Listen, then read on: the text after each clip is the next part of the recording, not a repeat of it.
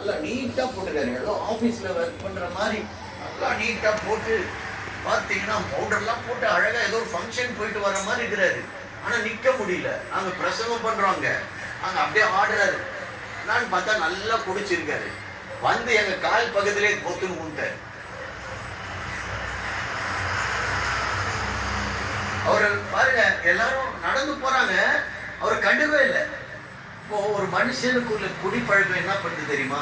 அவனை அவமானப்படுத்துகிறது, அவனுக்கு நஷ்டங்களை கொண்டு வருகிறது, அவனுக்கு சரீரத்துல பலவீனங்களை கொண்டு வருது, குடும்பத்துல கஷ்டங்களை கொண்டு வருது, குடும்பத்துல சண்டை தகராறு. குடிச்சிட்டு வந்தவொடனே என்ன பண்ணுவான்? மனைவியிட சண்டை போடுவான்.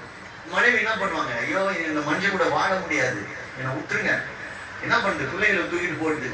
நான் காலையில 4 மணிக்கு ஜெபிக்கிறேன். பாத்தீங்கன்னா ஒரு 4-5 பேர் அப்படி இன்னும் ஜெப குறிப்பு எழுதியிருக்காங்க. ஐயா, என்னுடைய மகனுக்காக ஜெபிங்க, மனைவி பிரிந்து வாழுகிறான், பிள்ளையை தூக்கிட்டு கொண்டு போயிட்டாங்க. இந்த அநேக குடும்பத்துல ஏன் தெரியுமா பிரச்சனை? குடிப்பழக்கத்துக்கு அடிமையானதுனால. அதே நம்ம இயேசுவுக்கு அடிமையா மாறிட்டோம்னா அந்த குடும்பம் எவ்வளவு சந்தோஷமா இருக்கும் பாருங்க, எவ்வளவு சந்தோஷமா சமாதானமா இருக்கும் பாருங்க. கையில் உயர்த்தி சொல்லுங்க, நான்